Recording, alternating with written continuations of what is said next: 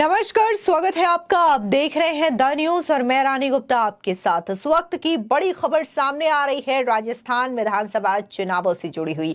दरअसल जैसे जैसे चुनावों की तारीख नजदीक आ रही है वैसे वैसे राजस्थान में बीजेपी काफी ज्यादा मजबूत स्थिति में नजर आ रही है। आपको बता दें कि अब आरएलपी के प्रदेश उपाध्यक्ष गोपाल बिहिल जो है वो बीजेपी में शामिल हो जाएंगे। बता दें दरअसल पिछले दिनों ही उन्होंने आरएलपी से अपना इस्तीफा दिया, पार्टी छोड़ दिया। अब इसके बाद खबरें ये आ रही है कि वो जल्द ही बीजेपी में शामिल हो जाएंगे, बल्कि आज वो बीजेपी में शामिल हो सकते हैं, ऐसी भी खबरें आ रही हैं।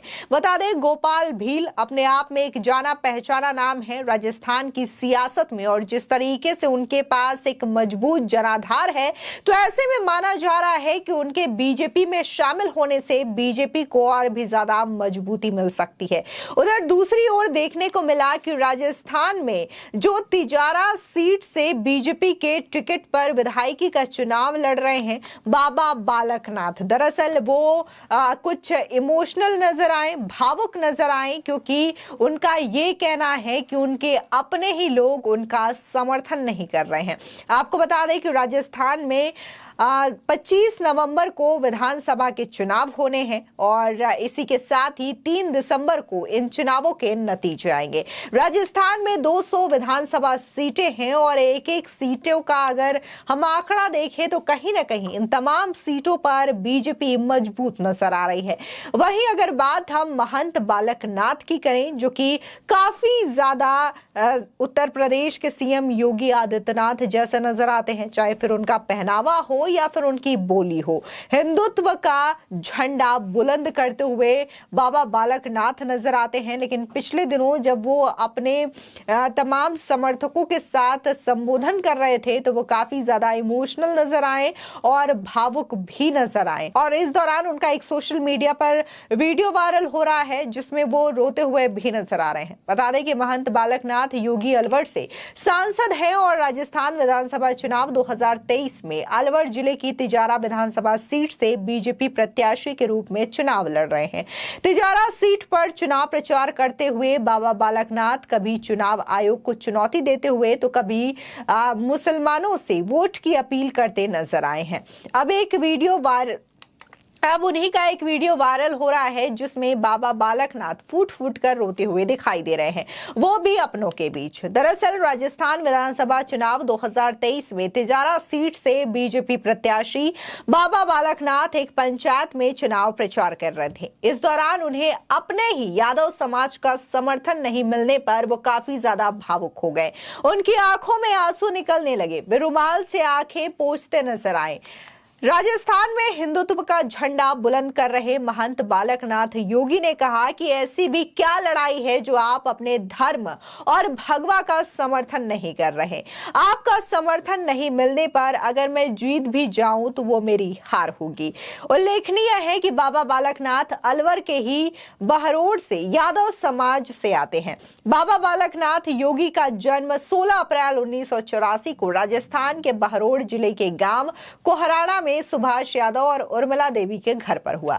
यह अलवर से बीजेपी सांसद व बाबा मस्तनाथ विश्वविद्यालय के चांसलर भी हैं। नाथ संप्रदाय के 8वें मुख्य महंत भी हैं। बता दें कि महंत चांदनाथ ने 29 जुलाई 2016 को बालकनाथ को उत्तराधिकारी के रूप में घोषित किया, जिसके बाद वो सांसद बने बीजेपी की टिकट से और अब तिजारा सीट से बीजेपी के प्रत्याशी के तौर पर विधानसभा का चुनाव लड़ रहे हैं।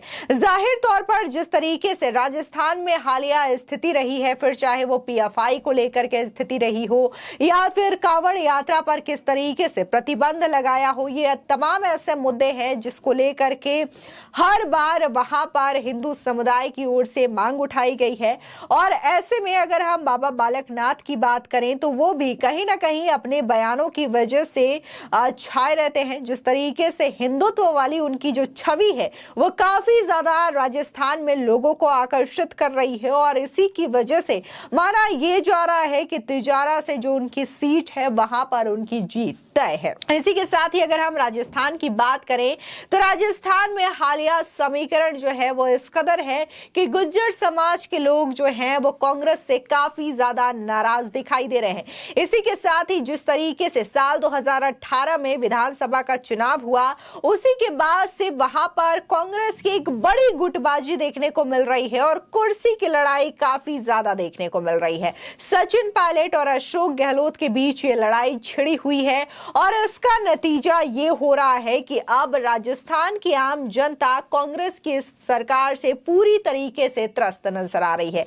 कहीं ना कहीं उनकी इस कुर्सी की लड़ाई का जो असर है वो राजस्थान की जनता के विकास पर भी पड़ा है, जिसकी वजह से राजस्थान की जनता का ये कहना है कि वो अब कांग्रेस को दोबारा मौका नहीं देना चाहती कि वो फिर से सत्ता में आए और एक बार फिर से सत्ता में आने के बाद वो जनता का ध्यान ना दे करके सिर्फ और सिर्फ अपनी कुर्सी पर ध्यान दे और अपनी कुर्सी की लड़ाई में यह सुनिश्चित करे कि आखिर कांग्रेस के ही दो गुटों में से कौन सत्ता पे काबिज होगा। लेकिन इन तमाम अगर मसलों को देखें तो इसमें से कहीं ना कहीं जो जाटव है और इसी के साथ ही राजपूत है, गुज्जर समाज है, ओबीसी समाज है, ये तमाम ऐसे समाज हैं जो कि इस वक्त बीजेपी के साथ नजर आ रहे हैं। और वहीं हालिया आंकड़ों की बात करें, जिस तरीके से तमाम जो सर्वे आ रहे हैं, ओपिनियन पोल्स आ रहे हैं, इसकी बात करें तो यहाँ पर 3 ऐसे बड़े न्यूज चैनल के सर्वे आए हैं जिसमें टाइम्स नाउ नवभारत शामिल है, इसी के साथ ही इंडिया टीवी सीएनएक्स शामिल है और इसी के साथ ही एबीपी सी वोटर भी शामिल है। इसमें तीनों सर्वे के आंकड़ों की बात करें और इसके परिणाम की बात करें तो ये तीनों ही सर्वे में बीजेपी को काफी ज्यादा सीटें मिलती हुई नजर आ रही हैं। तमाम तीनों अगर सर्वे की बात करें तो बीजेपी जो है वो 100 का आंकड़ा क्रॉस करते हुए नजर आ रही है, वही कांग्रेस जो है वो 90 का आंकड़ा भी नहीं छू पा रही है। यह अपने आप में एक बड़ी बात है कि इन तमाम सर्वे में ये दिखाया जा रहा है कि बीजेपी की जीत सुनिश्चित है। लेकिन जिस तरीके से लगातार कांग्रेस पार्टी के कुछ नेता हों या फिर अलग अलग पार्टियों के नेता हों, उनकी नाराजगी भी लगातार इस वक्त देखी जा रही है। फिर चाहे वो टिकट बंटवारे को लेकर के हो, सीट बंटवारे को लेकर के हो, टिकट ना मिलने पर हो, ये तमाम नाराजगी है जिसका इस वक्त बीजेपी को भरपूर फायदा मिल रहा है।